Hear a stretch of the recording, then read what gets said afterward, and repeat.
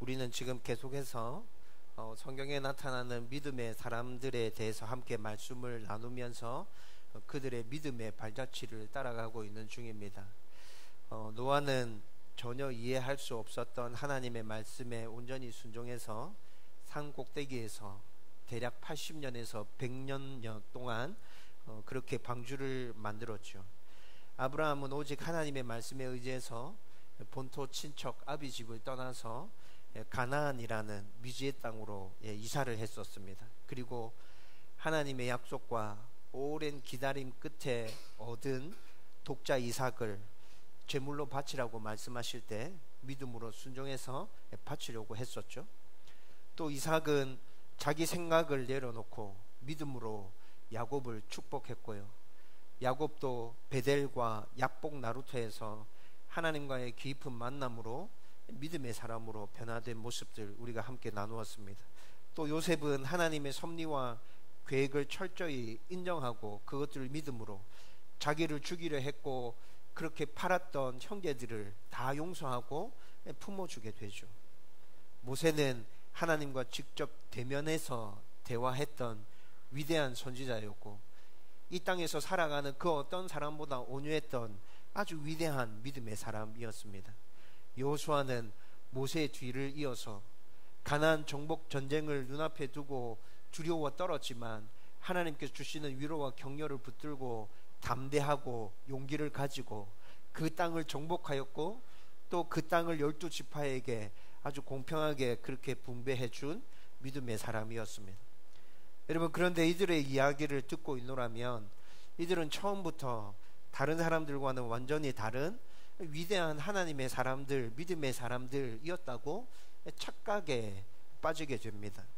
그래서 지금 이 시대에서 성도로 살아가고 있는 우리와는 감히 비교할 수 없는 그런 엄청난 사람들이었지 라고 생각하는 성도들이 굉장히 많다고요. 여러분, 정말 성경에 나타나는 이런 믿음의 사람들이 그런 인물들이었습니까? 처음부터 믿음이 굉장히 뛰어났고 처음부터 하나님의 사람이었고 처음부터 우리는 감히 범접할 수 없는 그런 사람들이었을까요? 여러분, 성경을 찬찬히 읽어보면 이들도 죄가 크고 실수투성이였던 우리와 똑같은 사람이었음을 발견하게 됩니다. 여러분, 노아는 홍수 이후에 포도주에 취해서 아들들에게 절대로 보여주면 안 되는 굉장히 심각하게 취한 모습들을 보여주었죠. 아브라함은 비겁하게 자기 아내를 루이라고 한 번도 아니라 2번 그렇게 속이는 거짓말을 했었고요. 이삭이 태어날 때까지 하나님의 약속을 온전히 붙들지 못해서 이스마엘이라는 자녀를 출생하게 됩니다. 여러분, 그 이스마엘의 자녀들이 지금도 믿음의 사람들과 대립하고 있는 상황 아닙니까? 여러분, 이삭도 아버지가 했던 그 실수를 똑같이 따라해서 자기 아내를 루이라 거짓말하고요. 자기의 뜻대로 에서를 축복하려고 했었죠. 야곱은 사기꾼 기질이 충만해서 늘 잔꾀와 자기 노력으로 스스로 성공을 얻어내기 위해서 얼마나 발부둥 쳤는지 우리는 잘 알고 있습니다. 여러분, 요셉도 어린 시절 아버지의 편애를 받으면서 눈치 없게 형들에게 미움을 살 만한 짓을 했었죠. 모세는 젊은 시절 우리와 똑같이 혈기왕성해서 살인을 저지른 인물 아닙니까? 여호수아는 엄청난 일들을 눈앞에 두고 주저앉아서 두려워 떨고 있는 그런 아주 나약한 사람이었죠. 여러분, 이들에게서 나타나는 이런 모습이 지금 우리에게서 나타나는 모습과 똑같지 않나요? 그런데도 여전히 성도들은 이들은 믿음의 위인이고 우리는 이들과 완전히 다르고 우리는 절대로 이들의 믿음 그 수준까지 도달할 수 없다. 저와 여러분들이 이렇게 생각하고 성경에 있는 믿음의 위인들을 대하고 있는 것 아닌가요? 여러분, 성경이 이들의 이야기를 들려주는 이유는 우리도 이들의 모범을 따라 살면 믿음의 사람이 될 수 있다는 것에 대해서 말해주기 위해서 성경이 이들을 이야기해주고 있는 것이죠. 그런데 우리는 오히려 반대로 생각해서 이들의 이야기를 접하면서 이들은 참 대단한 사람이었고 우리는 절대로 이들에게까지 도달할 수 없다라고 착각하는 그 실수를 범하고 있다는 것입니다. 여러분, 그래서 오늘 저와 함께 말씀을 나누려고 하는 이 라합은 굉장히 우리에게 중요한 인물이 됩니다. 여러분, 본래 저의 생각은 여호수아를 살펴보고 난 다음에 사사로 넘어가서 기드온에 대해서 여러분들과 함께 말씀을 나누려고 했습니다. 그런데 설교를 준비하면서 제가 성경도 보지만은 여러 권의 책들도 참고하고 있고 또 여러 자료들도 인터넷을 뒤져서 찾아서 참고하고 있거든요. 그런데 그런 책들과 자료들을 참고하는 중에 거의 대부분의 인물과 관련돼서, 성경의 인물들과 관련돼서 소개해 주고 있는 책과 자료들이 여호수아 다음에 라합을 소개하고 있다는 거예요. 왜 여호수아 다음에 라합이 대부분 이렇게 등장할까? 믿음의 사람으로. 여러분, 그것에 대해서 쭉 찾아보던 중에 여호수아는 정말 빠뜨리고 넘어가서는 안 될 성경에 나타나는 믿음의 사람이구나 라는 것들을 발견하게 되었습니다. 여러분, 오늘 그 이유들을 여러분들과 함께 나누면서 믿음의 사람 라합에 대해서 함께 말씀을 나누려고 합니다. 여러분, 여호수아가 하나님으로부터 강하고 담대하라는 위로와 격려를 얻고 난 후에 이제 본격적으로 가나안 정복 전쟁이 시작되어지죠. 그 첫 번째 전쟁으로 여리고성 전투를 치르게 됩니다. 여러분, 이 전쟁에서 승리하기 위해서 지금 여호수아는 여리고성 안으로 2명의 정탐꾼을 보내고 있는 장면이 오늘 본문의 사건 첫 번째로 언급되어졌던 장면입니다. 여러분, 그런데 이 장면은 어디서 많이 본 장면이죠. 이스라엘 백성들이 출애굽해서 얼마 지나지 않아서 지금 오늘 본문의 사건이 일어나고 있는 이 시점에서 40여 년 전에 가데스 바네아라는 지명에서 가나안 땅을 정탐하러 12명의 정탐꾼을 보냈던 적이 있습니다. 그 12명의 정탐꾼 안에 여호수아도 포함되어져 있었죠. 여러분, 그런데 그때 가나안 땅을 정탐하러 떠났던 12명의 정탐꾼은 하나님께서 가나안 땅을 주시겠다고 약속하셨고, 그리고 그 가나안 땅을 눈앞에 두고 있는데 이스라엘 백성들이 그 하나님의 약속을 믿음으로 받아들이지 못하는 거예요. 그리고 진짜 이 땅을 하나님께서 우리에게 주실까? 우리가 이 땅을 차지할 수 있을까? 싸워 이길 수 있을까? 라는 수많은 불신과 의문들을 가지고 이스라엘 백성들의 요구에 의해서 12명의 정탐꾼을 가나안 땅으로 보내게 된 것입니다. 여러분, 그런데 오늘 본문에 나타나는 여리고성의 정탐꾼을 보내는 이 상황은 하나님께서 여리고성을 우리에게 주실 것인데 어떻게 여리고성을 좀 잘 전쟁에서 좀 쉽게 이기고 취할 수 있을까라는 생각으로 2명의 정탐꾼을 보내고 있는 것이죠. 여러분, 40여 년 전에 12명의 정탐꾼과 오늘 본문에 나타나는 2명의 정탐꾼은 정탐꾼을 파견하는 목적 자체가 완전히 다른 것입니다. 하나는 믿지 못해서 정탐꾼을 파견한 것이고, 오늘 본문에 나타나는 이 정탐꾼은 하나님께서 그 땅을 우리에게 주실 것인데 어떻게 우리가 그 땅을 잘 차지할 수 있을까라는 목적에서 파견하고 있다는 것이죠.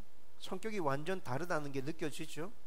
여러분, 이렇게 믿음으로 반응하는 여호수아와 이스라엘 백성들에게 하나님께서는 그 2 정탐꾼에게 특별한 선물을 보게 하시는데, 그 선물은 여리고성을 잘 정복하기 위해서 여리고성의 지형이 어떻고, 그리고 지물이 어떻고, 여리고성의 성벽이 어떻게 방비되어져 있고, 여리고성 안에 군사들은 어떤 편제로 편성되어져 있는지 그런 것들을 말씀해 주시는 것이 아니라 이스라엘 백성 가운데 하나님께서 함께 하시고 하나님께서 그 민족을 책임지고 계신다는 것에 대한 확신을 줄 라합이라는 여인을 준비시켜 놓고 있었고, 그리고 정탐꾼이 이 라합을 만나게 함으로 하나님께서 그 어떤 것보다도 전쟁을 앞둔 자들에게 큰 위로와 격려를 부어주고 계십니다. 여러분, 2 정탐꾼이 여리고성에 잠입해서 머문 곳이 라합의 집이었다고 오늘 말씀에서 그렇게 얘기해 주고 있죠. 여러분, 우리는 라합에 대해서 좀 알아야 될 필요가 있을 것 같아요. 라합은 먼저 여인입니다. 그리고 아모리 족속의 사람입니다.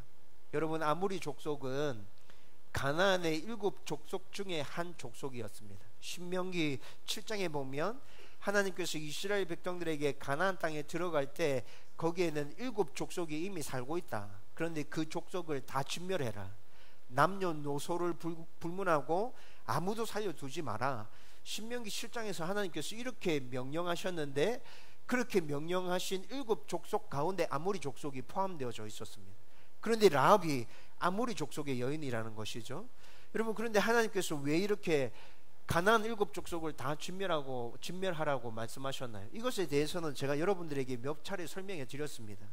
그들에게 이미 죄악이 충만해서 하나님께서 그들을 진멸로 심판하실 수밖에 없는 상황 가운데 이르러 있었습니다. 그들이.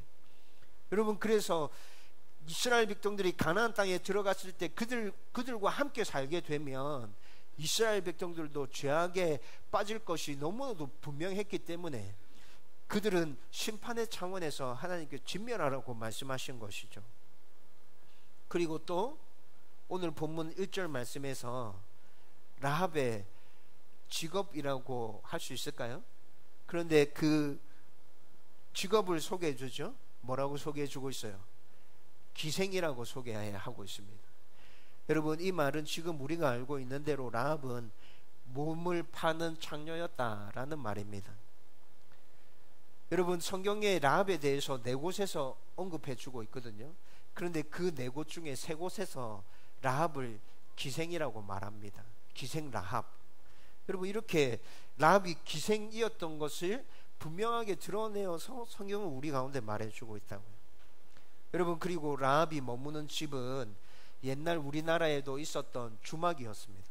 옛날 조선시대 때 주막 한번 떠올려 보십시오. 술 팔고 음식을 팔고 그리고 여행하는 객들을 위해서 잠자리도 제공해주는, 돈을 받고 잠자리 제공해주는 그런 역할을 했던 데가 주막이었죠. 여러분, 지금 라합과 관련된, 라합에 대한 소개 그리고 라합과 관련된 것들은 이렇게 설명해 드릴 수 있습니다.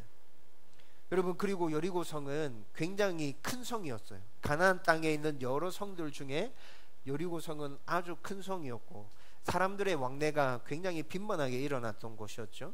외지 사람들도 여리고성을 빈번하게 드나들었던 그런 성이었습니다. 여러분, 그런데 외지 사람들이 이렇게 여리고성을 들리게 되면 묵어가는 곳이 주막인 것이죠. 주막에서 음식도 해결하고 그러면 그곳에서 잠도 자고 이렇게 주막에서 그런 일들을 해결하곤 했었습니다. 그렇기 때문에 정탐꾼이 여리고성에 들어갔을 때 의심받지 않고 지낼 수 있는 제일 좋은 곳이 바로 주막이었다는 것입니다. 본래 주막은 외지인들이 빈번하게 드나들었던 곳이기 때문에 정탐꾼이 들어가서 외지인으로 위장하고 그곳에서 머문다면 크게 의심받지 않고 지낼 수 있게 되는 것이죠. 그리고 수많은 사람들이 들러가는 곳이기 때문에 가나안 땅에 있었던 여러 가지 중요한 정보들도 그곳에 다 모이는 것 아닙니까? 여러분, 그래서 정탐꾼들이 지금 라합의 집에서 며칠 동안 이렇게 묵으면서 여러 가지 정보들을 수집하고 있는 상황 가운데 있었습니다. 여러분, 그런데 또 여리고 성의 지금 상황을 또 곰곰하게 한번 생각해 보십시오. 여러분, 여리고 성이 당면하고 있는 상황은 이스라엘 백성들이 요단강 건너편에 지금 코앞에 와 있는 상황입니다. 그 이스라엘 백성들은 40년 동안 광야를 떠돌아 다녔고요.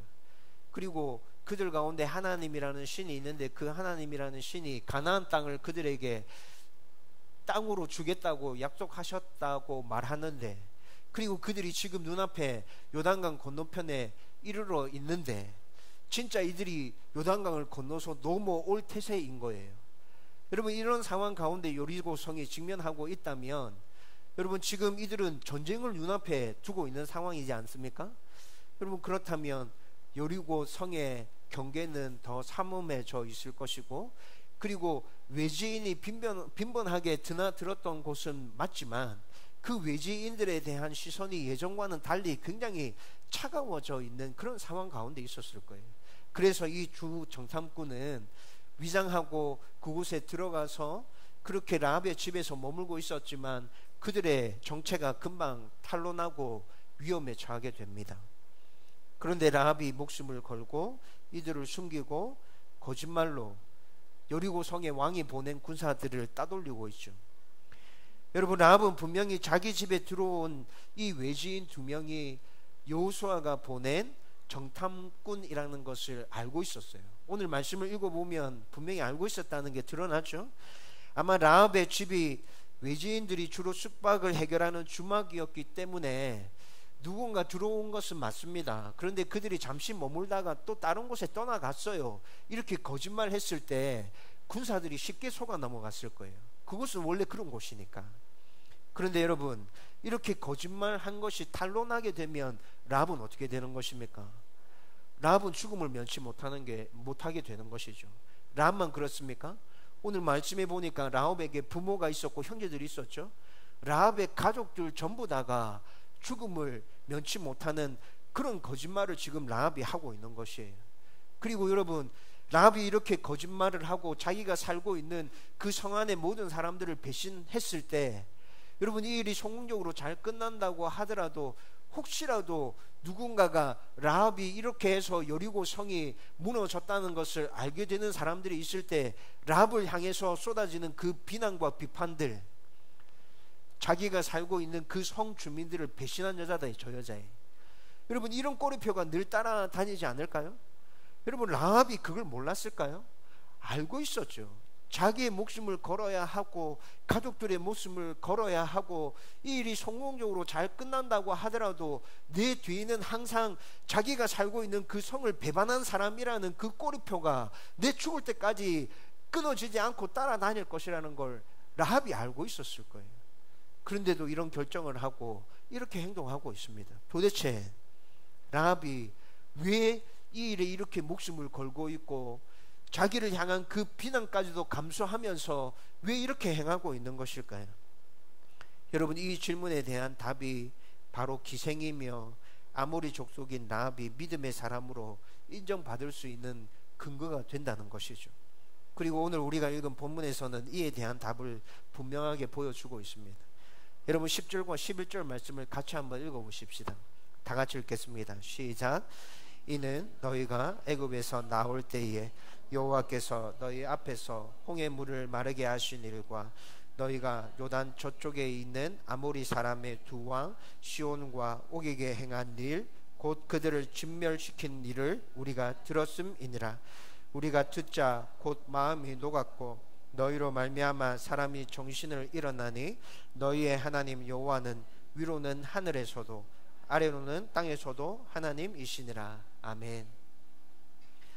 여러분, 이 말씀에서 지금 라합이 자신과 가족들의 목숨을 걸고 반역자라는 비판을 들을 것을 각오하고 정탐꾼을 숨겨준 이유가 분명하게 드러나고 있는데 그 이유는 바로 하나님에 대한 믿음 때문이었습니다. 여러분, 라합이 고백하고 있는 이 하나님, 오늘 본문에 나타난 하늘에서도 아래로는 땅에서도 하나님이시니라, 이렇게 고백하고 있죠. 여러분, 이거 한자어로 바꾸면 상천하지의 하나님이라고 바꿀 수 있습니다. 여러분, 라합은 지금 상천하지의 하나님, 그 하나님 믿고 있는 거예요. 하늘 위에 하늘과 땅 아래에 땅에도 존재하시는 하나님, 그 모든 것을 만드시고 다스리시고 통치하시는 하나님에 대해 분명히 고백하고 있는 것이죠. 여러분, 다시 말하면 온 우주 가운데 계시고 온 우주의 주인이시며 온 우주를 다스리시고 통치하시는 하나님, 라합이 지금 그 하나님을 믿었다는 것입니다.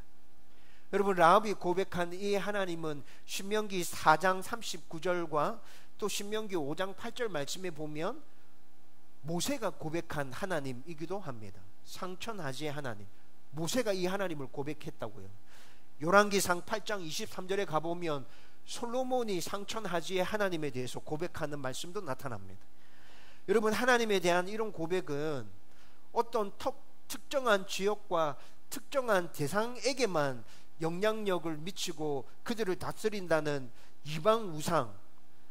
이방 우상들은 그렇게 특정한 사람과 특정한 영역에서만 영향력을 발휘한다고 사람들은 믿고 있었거든요. 그런데 그런 거는 완전히 차별되는, 전 세계 우주를 다스리고 통치하시는 이스라엘의 하나님의 유일신 개념이 분명하게 드러나고 있는 고백이었습니다. 라합이 믿는 하나님은 이런 하나님이었기 때문에, 여러분 오늘 말씀을 쭉 읽으면서 라합이 진짜 이런 믿음으로 철저하게 무장되어져 있었다는 것을 여러분들은 쉽게 발견하지 못했을 텐데, 여러분 9절 말씀에 라합이 이렇게 얘기합니다. 이 땅을 너희에게 주신 줄을 내가 아노라. 라합이 지금 어떻게 얘기하고 있어요? 이 땅을 너희에게 주신 줄을 내가 아노라. 여러분 지금 이 말씀이 완료형으로 되어져 있습니다. 이스라엘 백성들이 여리고성을 지금 점령했습니까? 점령 안 했어요. 전투를 앞두고 있는 상황에 정탐꾼이 파견된 상황이지 않습니까? 그런데 라합은 이미 완료형으로 너희들이 이 성을 차지했다라고 말하고 있는 것이죠. 그리고 들어오노라고 말하지 않습니다. 아노라, 아노라 이렇게 얘기합니다. 확증적으로 얘기하고 있다고요. 여러분 라합에게 하나님에 대한 이런 믿음이 있었기 때문에 하나님께서 여리고성을 이스라엘 백성들에게 주셨다면 우리가 무슨 짓을 한다 하더라도 여리고성을 보존하고 안전하게 지키는 것은 불가능한 일이고, 그러면 나는 어떻게 해야 되나? 내가 살아남기 위해서 나는 어떻게 해야 되지? 이렇게 고민했을 때 라합이 내린 결론은 뭐라고요? 하나님께 붙는 것.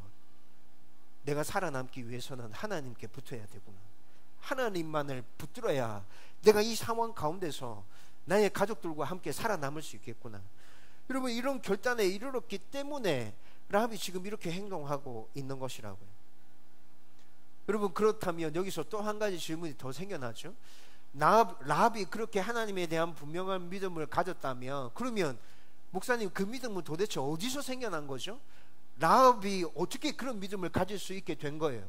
여러분 이런 질문이 또 생겨나잖아요. 여러분 그 질문에 대한 답도 오늘 우리가 읽었던 말씀 가운데 있습니다.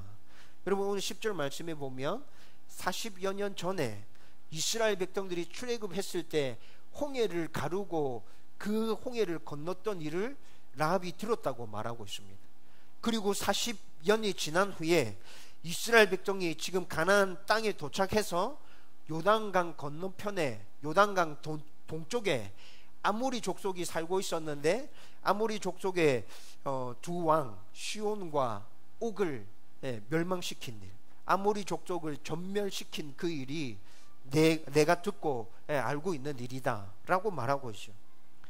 여러분 이스라엘 백성들에게 있었던 40여 년 전의 일과 또 40여 년이 지나서 지금 가나안 땅에 도착해서 최근에 있었던 그 소식을 듣고 상천하지의 하나님에 대해서 믿음을 가지게 되었다는 것입니다. 여러분 이 말은 지금 무슨 말이에요? 출애굽할 때부터 지금까지 이스라엘 백성들에게 있었던 하나님이 역사하고 하나님이 인도하고 하나님이 돌보셨던 그 모든 일들이 다 들려왔고, 내가 그 이야기들을 다 듣고 있었고, 그래서 하나님에 대한 분명한 믿음을 가질 수 있게 되었다는 말인 것입니다. 여러분 실제로 한번 가만히 생각해 보세요. 출애굽 일어나기 전부터 이스라엘 민족 가운데 하나님께서 역사해 주셨던 일들은 어마어마한 것이었죠. 여러분 이집트에서 출애굽하기 직전에 어떤 일이 있었습니까? 열재앙 사건이 있었잖아요. 여러분 그리고 출애굽하고 난 이후에 홍해 도하가 있었죠. 그리고 난 다음에 광야 40년 생활 동안 이스라엘 백성들 가운데 늘 함께 하고 있었던 것이 있었습니다. 무엇입니까? 구름 기둥과 불 기둥이죠. 아침에 눈 뜨면 이스라엘 백성들의 진영에 하얗게 내려져 있는 것이 있었습니다. 만나. 그리고 고기가 먹고 싶을 때 메추라기가 쏟아졌었고, 이스라엘 백성들이 목마르다고 불평할 때 광야에서 솟아났던 샘물들이 있었습니다. 여러분 그런데 그 모든 사건들은 이스라엘 백성들만 경험하고 안 사실들입니까? 아니요. 출애굽하기 전에 있었던 열재앙과 홍해 도하 사건은 애굽 사람들도 같이 경험한 것이잖아요. 여러분 애굽 사람들이 이 사건을 잊을 수 있었을까요? 절대로 못 잊죠. 여러분 아마도 애굽 사람들이 신에 대한 이야기를 할 때마다 이런 이야기를 했을 겁니다. 이스라엘 백성들은 하나님이라는 신을 믿고 있는데 그 신 진짜 어마어마하다, 무섭대, 함부로 하면 안 된다, 막 이러면서 얘기하지 않았을까요? 여러분, 이스라엘 백성들이 광야 40년을 행군하면서 지나갈 때 그곳에서 살고 있었던 많은 민족들을 지나치면서 지금 여기까지 이르게 되었죠.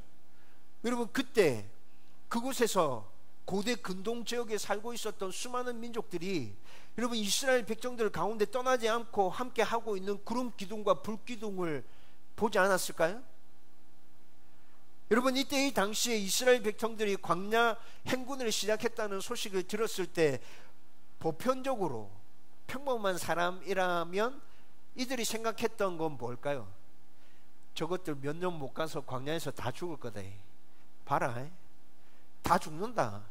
200만 명이나 되는 사람들이 지금 광야에는 먹을 것도 없고 물도 없고 뭐 그런데 지금 아무 대책도 없이 저것들 저렇게 나와가지고 어떻게 산다고, 못 산다. 여러분, 그 당시에 살았던 사람들이 보편적으로 가지고 있었던 생각이 이런 거 아닐까요? 여러분, 그런데 그들이 광야에서 40년 동안 살아남았습니다. 여러분, 그렇다면 그곳에서 살고 있는 사람들 가운데 제일 먼저 생기는 궁금증이 뭘까요? 어떻게 먹고 어떻게 지냈대? 걔들이 농사 지었던 게 아니잖아. 걔들이 양 쳤던 게 아니잖아. 광야에서 그렇게 할 수 있는 조건이 안 되잖아. 근데 40년 동안 200만 명이나 되는 그 사람들이 도대체 어떻게 먹고 살았대? 물은 어디에서 구했대? 여러분, 이것이 그들 가운데 생기는 당연한 궁금증 아닌가요? 여러분, 이런 모든 것들을 찬찬히 한번 생각해 보면 이미 이스라엘 가운데 역사하고 계셨던 하나님에 대한 이야기들은 그곳에서 살고 있었던 수많은 민족들 가운데 다 퍼져 있었다고요. 전설처럼 퍼져 있었다고요. 여러분, 그런데 전설로 받아들이는 사람들과 라합의 차이는 뭐예요? 말 그대로 나머지 대부분의 사람들은 하나님의 역사와 이스라엘 백성들 가운데 있었던 그 엄청난 이야기들이 하나의 전설로 다가왔을 뿐이지만 라합에게는 상천하지의 하나님으로 그 이야기들이 들려왔던 것입니다. 여러분, 그 이야기들을 들으면서 라합은 하나님에 대한 믿음을 가질 수 있게 된 것이죠. 그래서 로마서 1장 20절에서 이렇게 얘기합니다. 창세로부터 그의 보이지 아니하는 것들 곧 그의 영원하신 능력과 신성이 그가 만드신 만물에 분명히 보여 알려졌나니 그러므로 그들이 핑계하지 못할지니라. 여러분, 이게 무슨 말이에요? 제가 주일학교 사역을 오래 했다고 말씀드렸죠. 주일학교 사역을 하면서 초등학생들이 질문하는 것 듣게 됩니다. 또 우리 지아도 저에게 이런 질문을 몇 번 했습니다. 옛날 사람들은 교회도 없었고 성경도 없었고 목사님도 없었는데 그러면 옛날에 그 사람들 다 하나님 안 믿어서 죽어서 지옥 갔나요? 이렇게 질문하죠. 여러분, 아이들의 질문을 그대로 제가 전달해 드리면 아이들이 이렇게 질문했습니다. 세종대왕이 지옥 갔습니까? 이순신 장군이 지옥 갔나요? 아이들이 이렇게 질문했었죠. 여러분, 이 질문에 대한 답이 방금 읽은 말씀에 나타났습니다. 나는 복음을 듣지 못했어요. 전도받은 적도 없어요. 하나님의 말씀 단 하나라도 듣지 못했고 성경도 없었고 목사도 없었어요. 나는 억울해요 라고 핑계할 수 없다는 것이죠. 여러분, 이것을 접하지 못했다 하더라도 역사 가운데 자연 가운데 드러나는 것들을 겸허히 바라보고 있으면 그 가운데서 하나님의 손길을 느낄 수 있다는 것입니다. 하나님이라고 분명하게 하나님의 존재를 발견하지 못해도 이 세상에 창조자가 있고 이 세상 만물을 움직이시는 위대한 존재가 있다라는 그것들을 보아서 알 수 있게 된다는 것이죠. 여러분, 예수님이 이 땅에 태어날 때 별을 보고 아기 예수님을 찾아갔던 동방 박사들이 그랬습니다. 여러분, 오늘 본문에서 이스라엘 백성들의 행적에 대한 이야기들을 들으면서 하나님은 계시고 그 하나님은 상천하지의 하나님 되시구나 라고 자신의 믿음을 분명하게 고백했던 라합이 그렇습니다. 그래서 나는 하나님에 대해서 들었던 적 한 번도 없습니다 라고 핑계할 수 없다는 것입니다. 여러분, 오늘 본문에 등장하는 라합은 제가 처음에 라합에 대한 소개를 말씀드리면서 여러분들에게 말해드렸잖아요. 이방 여인입니다. 하나님께서 멸하라고 하신 아모리 족속이고 직업적으로는 기생이죠. 여러분, 그런데 이 여인이 이스라엘 백성들에 대한 행적의 이야기들을 듣고 하나님을 분명하게 믿고 고백하게 된 것입니다. 라합이 이렇게 믿음이 생긴 것이라면, 라합에게 이렇게 믿음이 생긴 것이라면, 라합이 가지고 있는 믿음은 정말 대단한 믿음 아닌가요? 그래서 이 당시에 수도 포함되지 않는 여인, 숫자를 셀 때 여인과 아이는 숫자에도 포함시켜 주지 않았죠. 이 당시는 이방인이며 아모리 족속이며 창녀인 이 라합이 위대한 믿음의 사람으로 성경에 기록되어지고 있는 것입니다. 여러분, 그리고 라합에 대해서 신약 성경에서는 어떻게 소개하고 있을까요? 여러분, 신약 성경에서는 라합을 믿음으로 의롭다 하심을 받고 행함으로 의롭다 하심을 받은 위대한 믿음의 사람으로 소개해 주고 있습니다. 여러분, 히브리서 11장 31절과 야고보서 2장 25절의 말씀도 같이 한번 읽어보십시다. 다 같이 읽겠습니다. 시작. 믿음으로 기생 라합은 정탐꾼을 평안히 영접하였으므로 순종하지 아니한 자와 함께 멸망하지 아니하였도다. 야고보서 말씀 있습니다. 또 이와 같이 기생 라합이 사자들을 접대하여 다른 길로 나가게 할 때에 행함으로 의롭다 하심을 받은 것이 아니냐. 아멘. 라합은 상천하지의 하나님을 믿음으로 구원을 받았습니다. 그리고 그 믿음을 정탐꾼을 숨겨주는 행함으로 나타내었죠. 믿음으로 의롭다함을 받고 의롭다함을 받은 그 믿음은 삶의 현장 가운데서 분명하게 드러나야 한다. 여러분, 이것이 믿음에 대한 성경의 가르침 아닙니까? 여러분, 이 가르침이 지금 라합 가운데서 그대로 나타나고 있죠. 그리고 다음 교회가 추구하고 있는 믿음도 바로 이런 것입니다. 저는 여러분들이 하나님에 대한 분명한 믿음을 가질 수 있게 되기를 주님의 이름으로 축원드립니다. 그리고 그 믿음이 라합과 같이 여러분들이 살아가는 그 현장 가운데서 눈으로 보여지게 드러날 수 있게 되기를 주님의 이름으로 축원드립니다. 여러분, 오늘 이런 측면에서 라합은 우리에게 굉장히 중요한 메시지를 주고 있습니다. 너희들이 생각하는 것처럼 라합은 그렇게 하찮은 사람이 아니다. 위대한 믿음의 사람이었다. 너희들도 라합처럼 살면 위대한 믿음의 사람이 될 수 있다. 여러분, 이 메시지가 보여지나요? 이후에 여호수아의 말씀을 읽어보십시오. 이스라엘이 여리고를 점령했을 때 라합과 그의 가족들은 정탐꾼과의 약속 그대로 죽음을 면하고 구원을 받게 됩니다. 그리고 얼마 지나지 않아서 라합은 유대인 살몬이라는 사람과 결혼해서 보아스를 낳습니다. 여러분, 보아스라는 이름은 많이 들어본 이름 아닌가요? 우리가 룻기 말씀을 나눌 때 등장했던 그 보아스, 그가 맞습니다. 보아스는 룻과 결혼해서 오벳을 낳고요, 오벳은 이새를 낳고요, 이새는 다윗을 낳게 되죠. 여러분, 제가 방금 말씀드렸던 이 족보가 마태복음 1장에 나타나는데 마태복음 1장 5절에서 6절까지의 말씀을 간략하게 여러분들에게 말씀드렸습니다. 그런데 이 족보 가운데도 라합의 이름이 올라가 있습니다. 우리의 구주이신 예수님의 육신의 족보 가운데 이방인이고 여인이고 기생이었던 라합의 이름이 올라가 있다는 것이죠. 여러분, 세상적인 기준으로 볼 때 흠집투성이고 입방아에 오르내릴 수 있는 여지가 너무나도 많은데도 굳이 기록하지 않아도 될 여인의 이름을, 라합을 왜 예수님의 족보에다가 이렇게 올려놓고 있는 것일까요? 무엇인가 이 세상의 모든 성도들에게 주고자 하는 중요한 메시지가 이 안에 담겨져 있다는 생각이 들지 않습니까? 그 메시지는 바로 우리의 어떠함과 우리의 조건이 아니라 믿음을 보시는 하나님, 하나님에 대한 분명한 믿음이 있다면 하나님의 무한한 은혜와 사랑과 긍휼로 고치시고 회복시키시는 하나님, 그래서 죄가 크고 흠이 많을지라도 고치시고 회복시키셔서 하나님 나라를 이 땅 가운데 세워가는데 그 일에 도구로 사용해 주시는 하나님, 연약한 자를 사용하시는 하나님. 여러분, 이 하나님을 라합을 통해서 지금 우리 가운데 분명하게 보여주고 있다는 것입니다. 저와 여러분들이 믿음의 사람이 될 수 있을까요?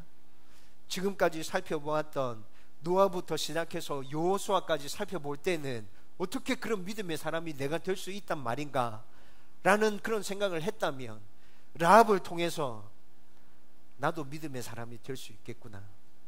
성경에 기록되어져 있는 그 믿음의 위인들, 내가 바라봐야만 될 대상이 아니라 내가 쫓아 따라가야 될 대상이구나 라는 생각이 드시나요?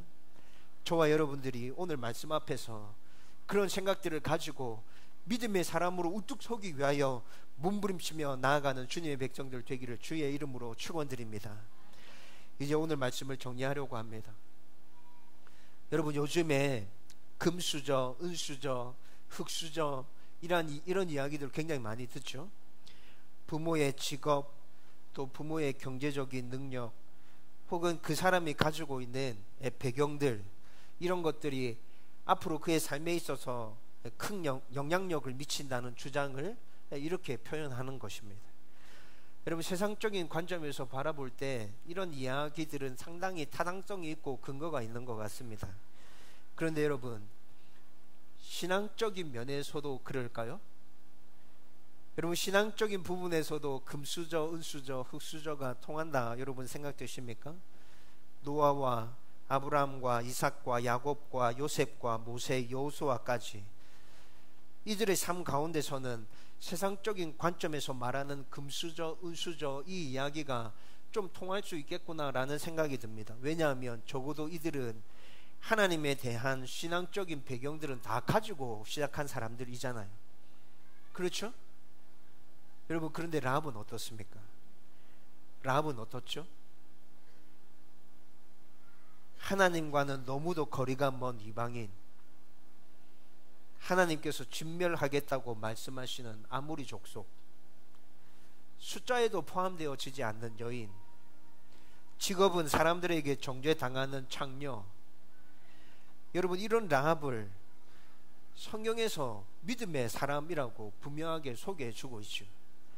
개천에서 용났다고 생각하십니까?